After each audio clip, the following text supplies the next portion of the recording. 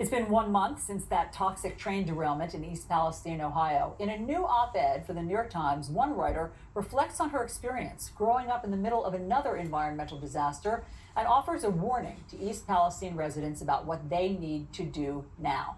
That writer, Vanessa Ogle, joins our panel. Vanessa, thanks so much for being here. I read your story with incredible interest. You grew up in a small town in central Michigan, in close proximity to a chemical plant where, starting in 1973, toxic chemicals like the flame retardant PBB got mixed up accidentally with the livestock feed. Yes. And that ended up coloring and affecting your life and your town for decades. And so what was it like growing up there? Yes, I think it was something that has shaped a lot of my life. I knew a lot of people who suffered from mysterious health problems, cancers, skin issues, things that make me really concerned for the people in Ohio.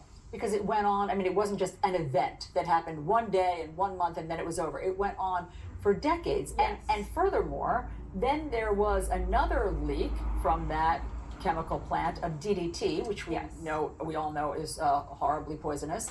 And so to this day, what's happening in your town? Yes, so to this day, there is an order to not consume any of the fish. You cannot or should not swim in a river that is really very beautiful, and the residents are not able to enjoy it like they should be able to. And I mean, I was reading, you said that like growing up, dead birds would just drop from the sky. Yes, so the birds were contaminated because they were eating the worms that were in the soil that was contaminated. So you see how one thing impacts the entire ecosystem. I mean, that has to cast a pall, I would imagine, over your childhood and teenage years. Like, were you walking around, was it a carefree adolescence, or was this ever present in your community? I think it definitely is a backdrop of how you view the world, why you understand you can't swim in a river that, other towns you might be able to do that. I think you see people, drinking more bottled water just out of precautions. And so I think it's something that definitely impacted my childhood. So what do you say to the people of East Palestine today? I think they have to continue to advocate for themselves. As you said, this is something that impacted my community for decades, and it's still impacting people to this day. I think people should make note of their symptoms. They should document everything. They should, if they're willing, participate in studies. Michigan has done a lot of studies looking at the PBB contamination in individuals, and that can be really beneficial down the road. So just today, there is a health assessment survey, guys, that has come out from the East Palestine community, asking what they're feeling today. 74% still report headaches. 64% say they have anxiety. 61% report coughing. 58% report fatigue and tiredness. And then 52% irritation, pain, and burning of the skin. This is a month later. I mean, this is just the health assessment was just released today. And so when you say advocate for themselves, what does that look like? What should they be doing? Yeah, I think, as I stated, documentation, that's very important. You don't know what type of lawsuits will happen in the future. You want to make sure you're prepared. And I think just making sure that you're staying engaged with your fellow community members, that you have a power in numbers, that you're banding together and really focusing on making it as bipartisan as possible so that everyone can, receive the care and help that they deserve.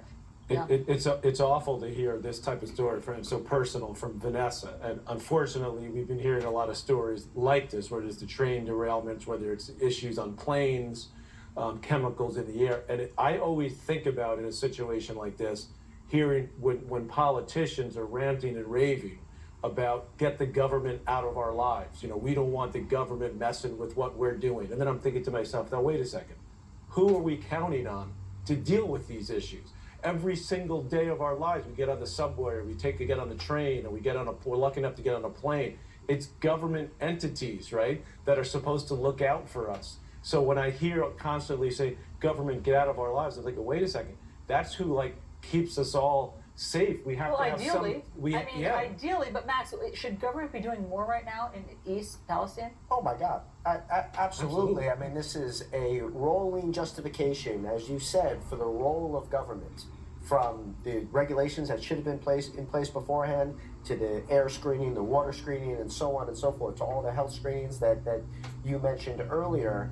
I find it fascinating, to your point, how J.D. Vance, the ultra MAGA isolationist Republican, is the first one out the chute, joining with Sherrod Brown, saying we need more regulations now that it has impacted my constituents. But to also bring this back to politics, and everything comes back to politics in the end, the fact that Donald Trump has been to this site, but President Biden has not, I cannot for the life of me understand this. Yeah, what do you think that is? Look, I think that Democrats, a weakness of my party is that at times we get a little too wonky. You wonder, well, this is a crisis area. You overthink it. They overthink it too much. I don't want to get in the way of this person and that person, this and that. Secretary Buttigieg just did the same thing, when in reality, this is a moment for real leadership, moral leadership, and there are political implications to that as well. And if I were advising him, he should be there immediately. And, it's fascinating on this because we think of Joe Biden as the rail president. And that shouldn't just be passenger rail. Yeah. That should be freight rail as well. We don't think about freight rail every day of our lives, and most Americans, if you don't live on the Eastern Seaboard, don't think about passenger rail either. But this should be an opportunity for Biden, also for Michael Regan at EPA and Secretary Buttigieg. But they've been too late on this, and there's already an example of how this has gotten wrong. And it was George W. Bush flying over Hurricane Katrina. Politics is about people. It's always about people. This is the crime discussion we're having. So when a train derailment happens and toxic chemicals are spilled, and those things are not just going to contaminate water, they're going to contaminate lives for decades. Anybody who watches cable news sees ad nauseum commercials for Camp Lejeune and the groundwater contamination. I worked on that issue. Yeah. And it took a long time to figure out who got what and who was able to be able to determine where it came from. These things happen too often. Politicians, Republicans and Democrats, should be overly aggressive. And do you have a theory on why President Biden hasn't gone? To me, it's not about Biden, it's about the administration. And that Michael Regan and Secretary Pete, we call him Secretary Pete because he rides the scooters and we like him and all of that they weren't there on the ground saying, this administration cares about you and is listening and looking. They're the first line of defense. When there's a hurricane, the president doesn't need to be there, FEMA needs to be there. But ultimately, that lack of access and action from the administration then puts it on Biden. So when Biden gets there, it's going to be too late. And that's slightly unfair. I think the Republican attacks of you were in Ukraine, but not here are unfair. But that happens because the administration wasn't on the ground immediately. I think sometimes political calculation is necessary, like in the issue we discussed earlier in the DC bill. Sometimes you got to go with your gut. Yeah. And this time they should have gone with their gut.